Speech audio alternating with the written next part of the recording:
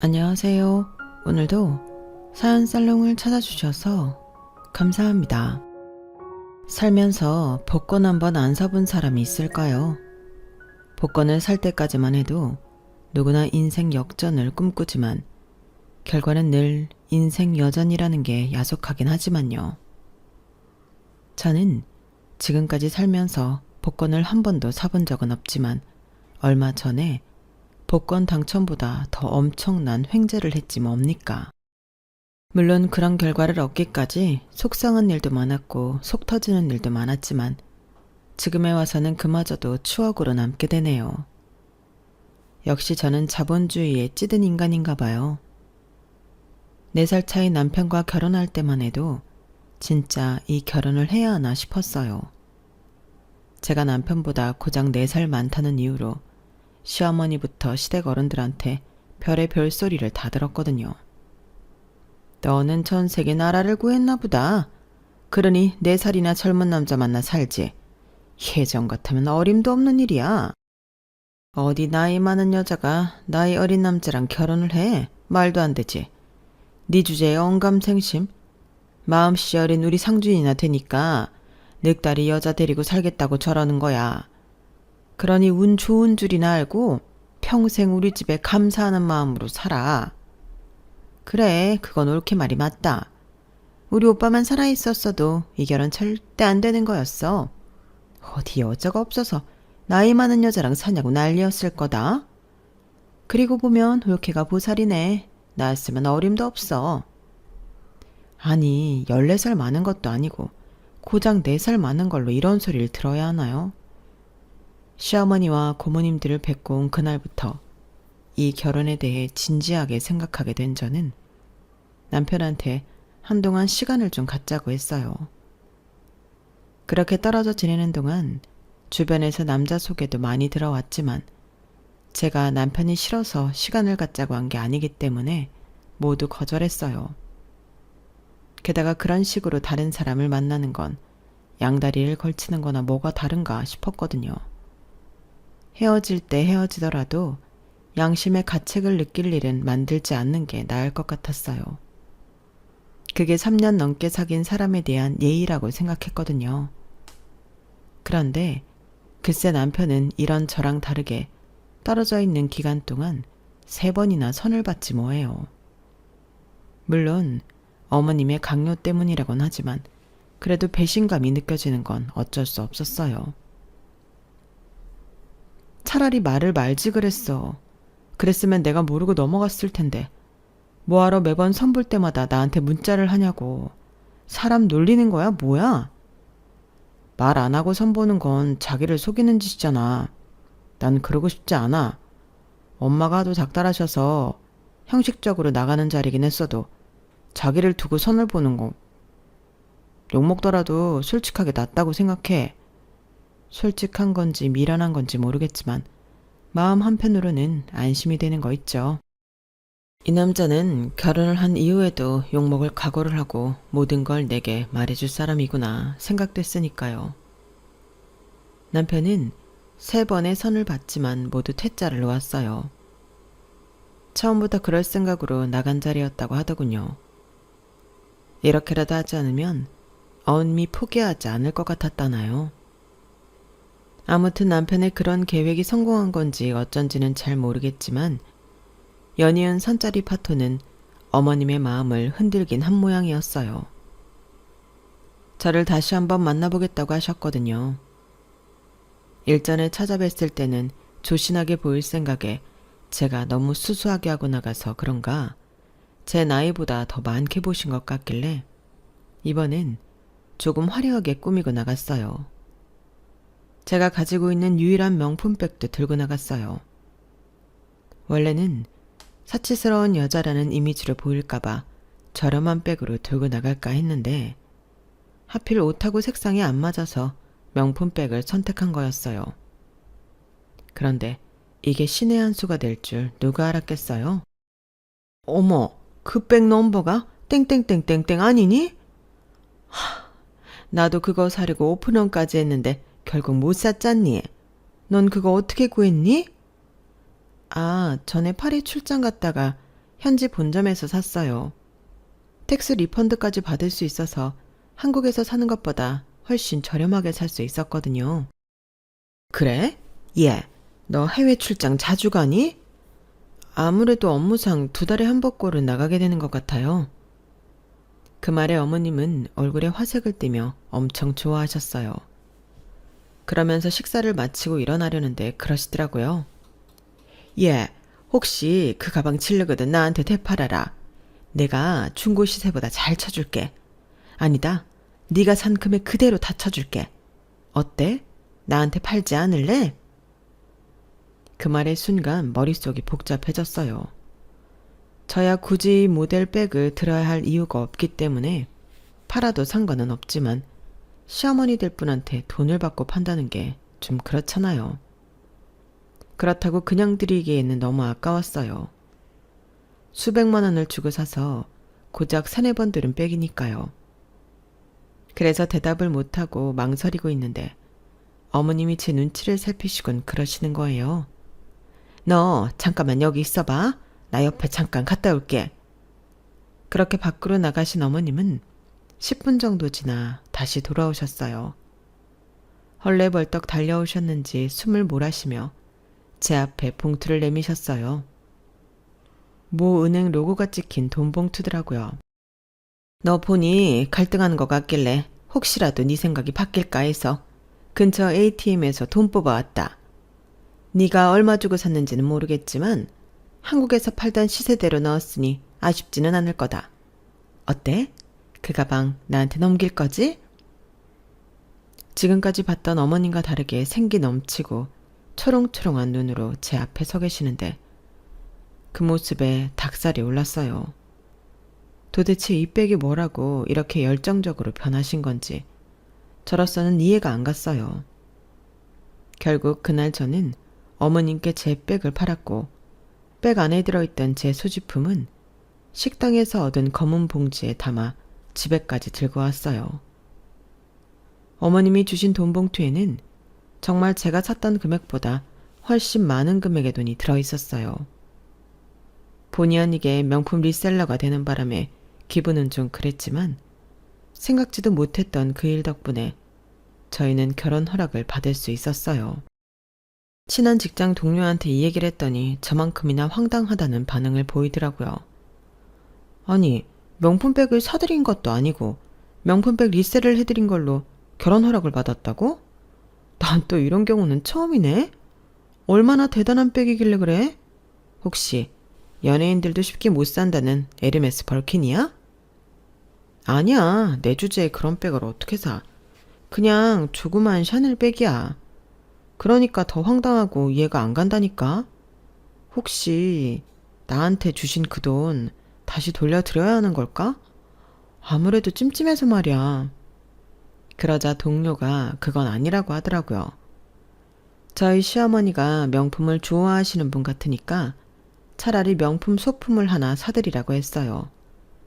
그래서 어차피 제가 백을 되팔고 남은 차액이 있으니 차라리 그 금액에 상응하는 지갑을 사드리기로 했어요. 파리 출장 때 명품 백을 사본 것 빼고는 한국에서 명품을 구입해 본 적이 없는 저로서는 명품 매장 문을 열고 들어가는 것 자체가 비현실적으로 느껴졌어요. 거기서 매장 직원의 도움을 받아 지갑을 구입해 집에 돌아왔는데 여기서 의도치 않은 오해가 생겨버렸지 뭐예요. 지갑이 담긴 명품 종이백을 제 책상 위에 놓아두고 샤워를 하러 간 사이에 엄마가 제 방에 들어와 그걸 보셨던가 봐요. 마침 엄마 생신이 며칠 뒤여서 엄마는 그게 엄마 생일 선물이라고 생각했던 거죠. 정작 제가 준비한 엄마 선물은 현금 20만 원이었는데 말이에요. 엄마 생신날 생일 케이크와 함께 선물로 돈 봉투를 내밀었더니 엄마가 한사코 사양하시며 그러시는 거예요. 야, 네가 무슨 돈이 있다고 선물도 사고 돈까지 주니? 샤넬에서 샀으면 모르긴 해도 엄청 비쌌을 텐데. 어? 샤넬? 그거 엄마 선물 아닌데? 제 말에 엄마는 살짝 실망하는 표정이었어요. 그러자 아빠가 얼른 분위기를 바꾸려 장난을 치시더라고요. 아, 이 사람이 당신이 명품인데 그깟 샤넬이 뭔 대수야. 샤넬백을 한 트럭 가져와봐. 내가 당신이랑 바꾸나. 그러자 엄마가 피식 웃으시며 그러셨어요. 아유, 말은 잘해요. 하긴 샤넬백이 있어도 문제야. 그 백 들려면 옷도 사야지 구두도 사야 되는데 그게 돈이 얼마야? 차라리 그럴 돈 있으면 한우나 사서 우리 식구 실컷 먹이는 게 낫지. 난 샤넬보다 현금이 최고다. 말은 그렇게 하셨지만 엄마도 여잔데 왜 명품 백이 탐나지 않겠어요. 비록 시어머니께 드릴 게 백이 아닌 지갑이긴 했지만 그래도 내 엄마한테는 한 번도 해드린 적 없는 선물을 남의 엄마한테 하려니 속이 쓰리고 서글펐어요. 며칠 뒤 저한테 명품 지갑을 선물 받은 시어머니는 제 기대와 달리 뜨뜻미지근한 표정을 지으셨어요. 나 그거 있는데. 암튼 네가 생각해서 준비한 선물이니 잘 받을게. 야, 그런데 말이야. 다음엔 나한테 물어보고 사. 그래야 이번처럼 겹치는 일이 없지. 알았지? 그 말에 차라리 우리 엄마 생신 선물로 드렸으면 좋았을걸 하고 후회를 했어요. 그래서 다음엔 꼭 우리 엄마한테도 명품 백을 사드려야겠다고 다짐했어요. 본격적으로 결혼 준비를 하면서 제가 특히 걱정했던 건 예단이었어요.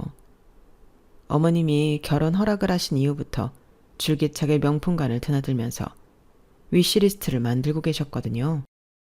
도대체 얼마나 비싼 걸 고르실까 잠도 설칠 정도였어요. 거기다 주변 사람들 말로는 아주버님과 형님 선물, 거기다 가까운 친인척 선물까지 준비해야 한다고 해서 혼수 비용보다 더 나가는 게 아닌가 하는 걱정이 들더라고요. 제가 맞이다 보니까 밑으로 동생도 둘이나 있어서 가급적이면 부모님께 손 벌리지 않고 내 힘으로 결혼을 하려고 했었는데 이러다가는 염치 없게도 부모님께 손을 내밀어야 할 판이더라고요. 그래서 먼저 어머님을 만나 뵙고 적정선을 그어드려야겠다고 생각했어요. 그래서 어머님을 따로 만났는데 예, 큰애가 니들 결혼하는데 뭘 해줬다고 예단을 해주니? 그리고 친인척들한테도 따로 할 거 없어. 우리 상준이 아빠 세상 뜨고 나서는 내 전화도 피하는 인간들이야. 그러니 넌 다른 사람들 챙길 생각 말고 나만 챙기면 돼. 시어머니한테만 잘하면 되지. 왜 엄한 사람들한테까지 돈을 퍼붓니? 정말 그래도 될까요? 그래도 나중에라도 사람들이 욕하면 어떡해요. 걱정도 팔자다. 그 욕 내가 다 막아줄 테니까 넌 아무 걱정 마.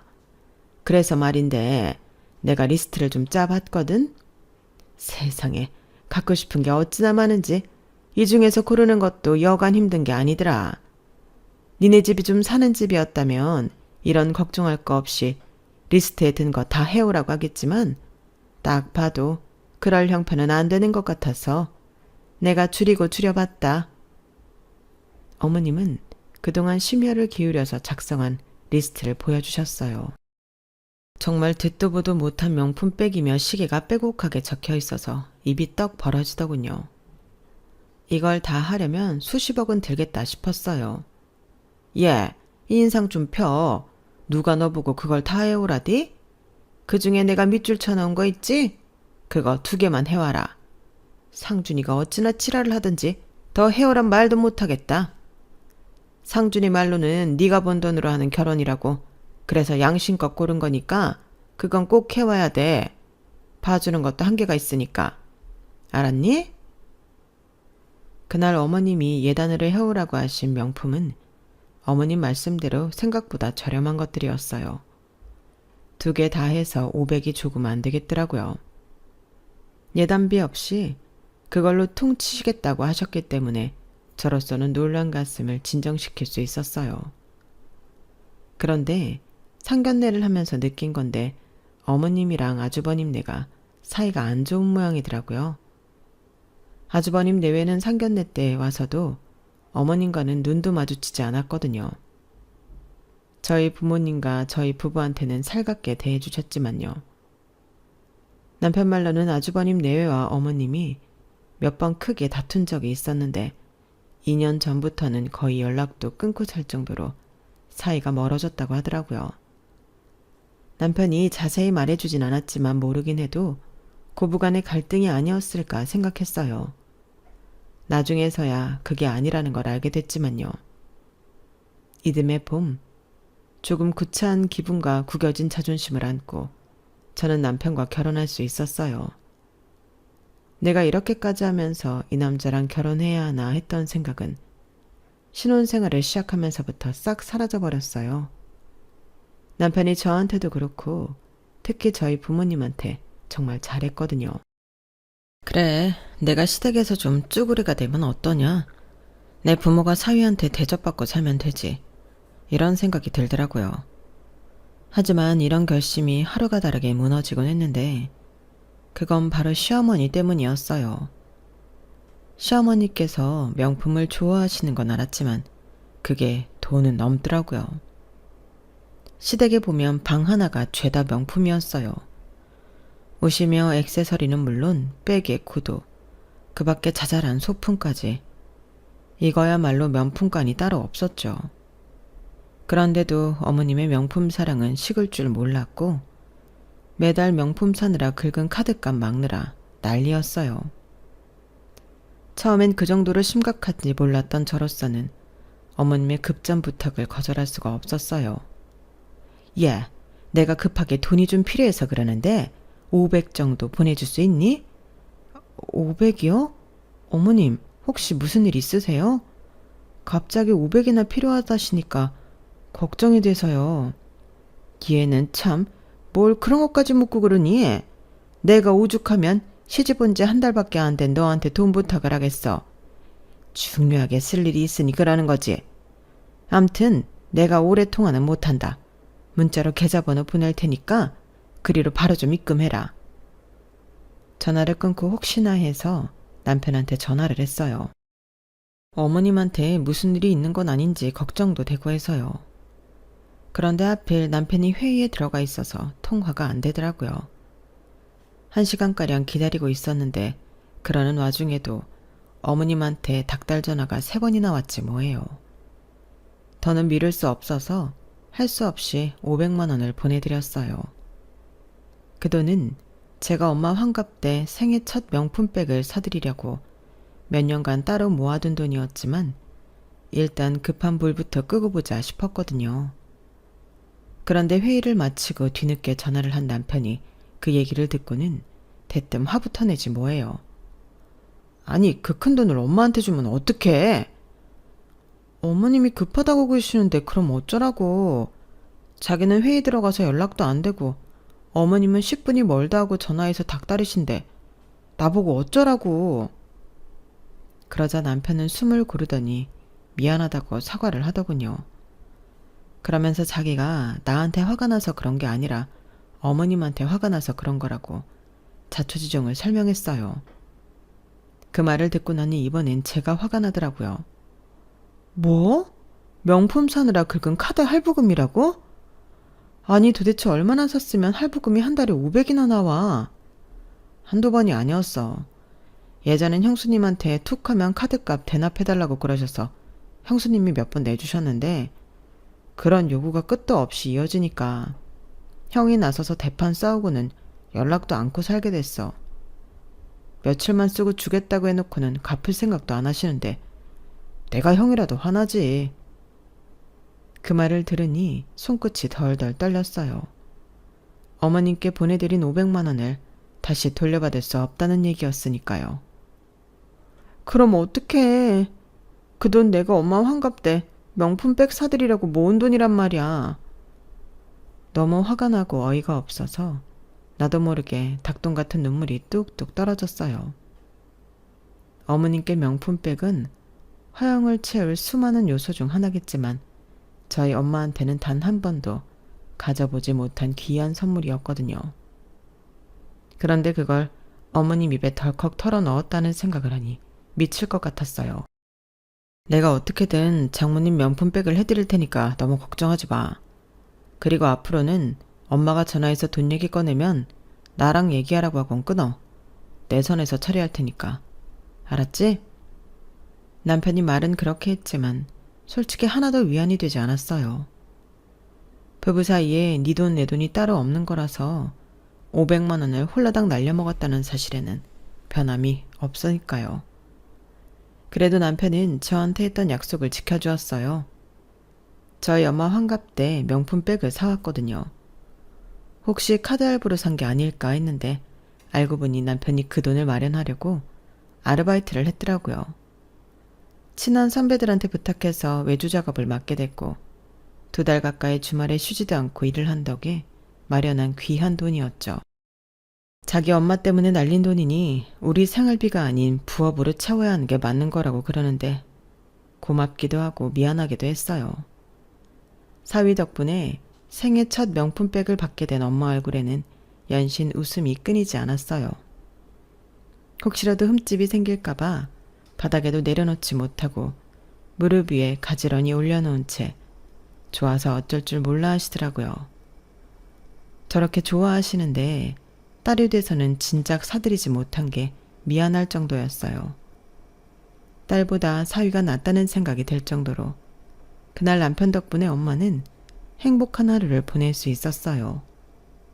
그런데 그런 기쁨도 잠시. 시어머니의 전화 한 통에 제 기분이 시궁창에 처박혔지 뭐예요. 너 아주 웃긴다. 나는 너 생각해서 너 시집 올 때 싸구려 백이랑 선글라스 안에 해오라고 했던 건데 넌 내 아들 꼬셔서 네 엄마한테는 비싼 백을 선물하게 했더라. 이래서 며느리는 딸이 될 수 없다는 거야. 어떻게 지 엄마한테는 돈 안 아끼고 시애미한테는 그렇게 야박하게 굴 수 있는 거니? 그리고 말이 났으니 말인데 사부인한테 명품백이 어울리기나 하니? 돼지목에 진주목걸이지. 명품백은 나처럼 품이 있는 사람이나 드는 거라고. 그 말을 듣는데 순간 화가 치밀었어요. 무슨 말을 그렇게 하세요. 그리고 어머님, 잊으신 모양인데요. 불과 몇 달 전에 어머님이 저한테 500만 원 받아가신 거 기억 안 나세요? 어머님이 하도 급하다고 하셔서 보내드린 그 돈이 저희 엄마 환갑 선물 살 돈이었어요. 평생 명품백은커녕 20만 원 넘는 백 하나 가져본 적 없는 저희 엄마한테 생애 처음으로 명품백 사드리려고 제가 수년간 모았던 돈이라고요. 어머님한테는 푼돈처럼 느껴질지 모르겠지만 저한테는 엄청난 돈이었단 말이에요. 그런 돈을 빌려가 놓고 어머님이 10원짜리 하나라도 갚으셨어요? 제가 돈 달라고 할까봐 연락 딱 끊으시고 제 전화도 안 받으셨잖아요. 그리고요, 어머님처럼 남의 돈으로 명품 사드는 사람보다 한 푼 두 푼 아껴서 남편이랑 자식들 입에 좋은 거 먹이는 걸 행복으로 아는 저희 엄마가 훨씬 더 품이 있다고요. 그러자 어머님은 수화기 너머로 씩씩대시며 푸념을 하셨어요. 난 김 여사가 명품관에서 우리 상준이가 백 사는 걸 봤다고 그러길래 그래도 내가 둘째 아들은 제대로 키웠구나 했다. 어릴 때부터 지영이랑 다르게 엄마한테 살갑게 굴던 아들이라서 그 백을 다른 사람한테 줄 줄은 전혀 몰랐다고. 그런데 세상에 나한텐 구두 한 짝 사준 적 없는 놈이 장모한테 그 비싼 걸 선물했다니까 내가 속이 어떻겠니? 너라면 좋은 소리가 나가겠냐고. 내가 말을 심하게 한 건 있지만 그래도 너도 그러면 안 되는 거다. 어머님은 한참을 넋두리를 하시며 눈물 콧물을 빼셨고 그 얘기를 듣고 있어야 하는 저는 미칠 지경이었어요. 1시간 넘게 어머님의 일방적인 하소연을 들어야 했던 저는 통화를 마치자마자 소파에 쓰러지듯 누워버렸어요. 기가 쏙 빠져버렸거든요. 그런데 옆에서 그런 저를 본 남편이 그러더라고요. 엄마가 처음부터 명품에 정신 못 차리던 사람은 아니었어. 우리 아빠가 살아계실 때 엄청 바람을 피우셨거든. 엄마 말로는 엄마 몰래 내 언니를 신혼여행까지 데리고 갔다고 그러더라고. 시어머니 시집살이에 남편의 외도까지 엄마가 상처를 많이 받고 힘들어하셨어. 그러다가 하루는 백화점에서 평소 비싸서 쳐다보지도 않았던 반지를 하나 샀는데 그걸 볼 때마다 그렇게 통쾌하고 기분이 좋더란 거야. 그때부터 아빠가 바람을 피울 때마다 엄마는 아빠 월급으로 명품 백도 사고 구두도 사고 목걸이에 반지까지 사치를 부리기 시작하셨어. 아빠는 당신이 저지른 죄가 있으니 뭐라고 말도 못하고 있었고. 그렇게 시작된 엄마의 명품 쇼핑은 아빠가 돌아가신 이후에도 이어졌어. 이젠 아주 중독이 돼버린 거지. 신상이 나오면 안 사고는 못 배기는 거야. 그 바람에 아빠가 유산으로 남겨준 상가도 팔아먹고 양평 땅까지 팔아치웠는데도 아직도 허기가 가라앉지 않는 모양이야. 형은 이런 엄마를 정신병원에 보내야 한다고 그러는데 솔직히 나는 그렇게는 못하겠어. 내 엄마니까. 남편 말을 듣고 나니 이런 얘기를 담담하게 하는 남편도 가엾고 어머님도 불쌍하게 느껴졌어요. 원래는 저도 형님처럼 어머님과 연락을 끊고 살겠다 생각했었지만 도저히 그렇게는 못하겠더라고요. 그건 어머님을 위해서가 아니라 오로지 내 남편을 위해서였어요. 이런 제 마음을 아는지 모르는지 어머님은 매 순간 저를 시험하듯 일을 벌였고 돈 문제로 툭하면 저랑 실랑이를 벌이셨어요. 그래도 그때까지는 어머님의 재정 상태가 어느 정도 심각한지 몰랐기 때문에 그때그때 성질은 내도 큰 걱정은 안 했었는데 우리도 모르는 사이에 엄청난 일이 벌어지고 있었더라고요. 뭐? 어머님 집이 경매에 넘어갔다고? 어쩌다가? 하루아침에 날아든 이 소식에 저도 남편도 놀랄 수밖에 없었어요. 그동안 어머님은 카드값을 갚기 위해 집을 담보로 대출을 받고 심지어 사채까지 끌어 쓰셨더라고요. 그러다 더는 감당이 안 되는 상황까지 오게 됐고 결국 집이 넘어가게 된 거였죠. 당장 어머님이 살 집을 구해야 해서 남편이 아주버님께 연락을 했지만 돌아오는 건 싸늘한 거절뿐이었어요. 그러게 내가 진작에 정신병원에 입원시키자고 그랬지? 술이나 도박 중독만 중독이 아니라고 그렇게 얘기했는데 네가 뭐라 그랬어? 그래도 엄마인데 어떻게 그러냐고 반대했잖아. 네가 자초한 일이니까 네가 알아서 해. 난 엄마한테 받을 것도 줄 것도 없는 사람이니까. 결국 남편은 제게 눈물의 호소를 했어요. 시어머니를 모실 월세방이라도 구하게 해달라고 말이에요. 당장 우리 둘 다 수중에 가진 돈이 없기 때문에 직장인 대출을 받아서 보증금을 마련해야 하는 상황이었거든요. 저 모르게 할 수도 있었을 텐데 남편은 제 허락을 받고 일을 진행하고 싶다고 했어요. 어머님이 벌인 짓은 이해가 안 되지만 그렇다고 반대를 할 수는 없었어요. 저도 한 집안의 딸인 것처럼 남편도 어머님한테는 아들이니까요. 그래서 그렇게 하라고 했어요. 그런데 이런 와중에도 어머님은 죽어도 투르면 돼야 한다고 고집을 부리시지 뭐예요. 우리 애기들 놓을 방이 따로 있어야 한단 말이야. 가죽 제품들이 많아서 온도 습도 맞아야 되는데 어떻게 원룸에서 사니? 엄마, 지금 그깟 백이랑 구두가 중요해? 엄마 살 방 한 칸도 못 구하는 처지에 그딴 게 무슨 소용이냐고. 그렇게 명품이 중요하면 그거 팔아서 엄마 살 집 구해. 나도 더는 못하겠으니까. 불같이 화를 내는 둘째 아들 탓에 어머님은 더 이상 고집을 부리지 못했어요. 그래서 타협 끝에 고르고 골라 방 한 개짜리 빌라를 월세를 구했어요. 매달 월세는 어머님이 벌어서 내는 걸로 하고요. 그렇게 이사를 마치고 어머님 댁에 가봤는데 세상에 방에는 명품들을 쟁여놓고 어머님은 거실에서 생활을 하고 계시더라고요. 에어컨이며 가습기도 죄다 명품이 들어있는 방에 설치하시고 말이죠. 어떤 면에서는 참 대단하다 싶었어요.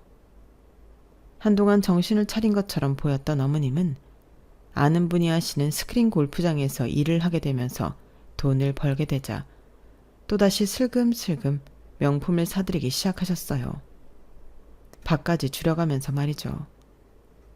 다른 집은 시어머니께서 아들네 집에 김치며 밑반찬을 해다가 나른다는데 저희 어머니는 그 반대였어요. 어떻게든 식비를 아끼려고 툭하면 저희 집에 찾아와 햇반이며 김치, 심지어 두부까지 가져가셨거든요. 비록 우리 집에서 생필품이랑 반찬거리를 훔쳐가는 얄미운 시어머니였지만 그래도 더 사고치지 않고 이 정도로 사시는 것만으로도 다행이다 싶었어요. 그래서 일부러 어머님이 찾아오실 때가 되면 가져가시라고 양념불고기랑 반조리 생선구이도 사놓고 치즈랑 요거트도 잔뜩 사다가 냉장고를 채워두었어요. 그러면 어머님도 저희 부부가 출근한 사이에 저희 집에 들러서 당신 드실 양만 딱 챙겨서 가져가시곤 했어요. 나름의 규칙이 생겨난 거였죠. 그런데 이제는 어머님과 얼마만큼의 거리를 둬야 할지 알게 됐던 시점에 어머님이 세상을 떠나버리셨지 뭐예요. 명품 좋아하는 어머님이 아니랄까봐 월급을 받자마자 점심시간에 백화점에 들러 벼르고 벼르던 명품 지갑을 사서 돌아오시던 길에 교통사고를 당하신 거예요. 아직 사채빚을 다 갚지 못한 상황이었기 때문에 월급을 받아도 전처럼 명품을 턱턱 사드릴 수가 없어서 몇 달을 모아서 지갑 하나를 샀던 모양인데 한번 써보지도 못한 채 세상을 떠나신 거였죠. 저희 부부는 연락을 받고 바로 병원으로 달려갔고 거기서 남편은 아주버님한테 전화를 했어요. 그런데 아직 사채빚도 못 갚았다며 몇 달 전에 엄마가 전화해서 이번이 마지막이라고 3천만 원만 해달라고 그러더라. 죽을 때까지 정신을 못 차렸어. 장례식장에 빚쟁이들도 올 텐데 장례식을 꼭 해야겠니? 그냥 화장해서 바다에 뿌리던 하고 끝내자. 형, 그걸 말이라고 해? 그래도 엄마인데 어떻게 이럴 수가 있어. 그동안 하도 당해서 그런다. 누군 처음부터 이랬는 줄 알아? 내 말대로 하기 싫으면 하지 마. 대신 나도 집사람도 장례식장엔 안 갈 테니까 앞으로 전화하지 마. 그리고 너도 그러고 있지 말고 빨리 상속 포기 절차나 밟아. 안 그랬다간 엄마가 남긴 사채빚까지도 안게 될 테니까. 전화를 끝으로 아주버님 부부는 정말 장례식장에 나타나지 않았어요. 그리고 아주버님 말대로 사채업자들이 장례식장에 찾아와 저희 부부한테 남은 빚을 갚으라고 통보하고 갔고요. 장례식장에 조문객이 그리 많지 않아서 장례 비용으로도 꽤 돈이 나간 판에 사채비까지 떠맡게 되니까 좀 화가 나긴 하더라고요. 그래도 남편을 생각해 어머님이 마지막 가시는 길은 좋은 얼굴로 보내드리려고 노력했어요. 장례식을 마치고 어머님이 사시던 집을 정리하러 갔어요. 빨리 집을 정리해야 보증금을 빼서 사채를 갚을 수 있었으니까요. 집에 살림이 별로 없어서 남편이랑 둘이 차에 싣고 몇 번 왔다 갔다 하며 집 정리를 끝내려고 했는데 꼭 닫혀있는 방문을 열어보고는 그게 불가능하다는 걸 알게 되었지 뭐예요. 세상에, 방에 온갖 명품들이 가득 들어있지 뭐예요. 이 많은 명품들을 나르려면 이삿짐 트럭을 안 부를 수가 없겠더라고요. 문제는 그걸 다 어디에 갖다 놓느냐였어요. 저도 사람인지라 값비싼 명품들을 보고 탐이 안 날 수가 없더라고요. 그래서 하나도 빠짐없이 집으로 가져가고 싶었지만 가져간다 해도 놔둘 공간이 없는데 어쩌겠어요. 그래서 생각 끝에 남편한테 중고로 팔자고 했어요. 당근에 올려서 하나씩 팔아봤자 힘만 드니까 업체에 연락해서 전체 견적을 받아보라고 말이죠. 사실 그때까지만 해도 이게 돈이 되긴 하겠지만 그리 큰 액수가 될 거란 생각은 안 했어요. 일단 매장에서 사온 이상 다 준 거였으니까요. 그랬는데 기적이 일어났지 뭐예요. 와, 여기 아주 노다지 밭인데요. 이걸 다 어떻게 모으셨어요? 박스 포장 그대로 상태도 너무 좋고요.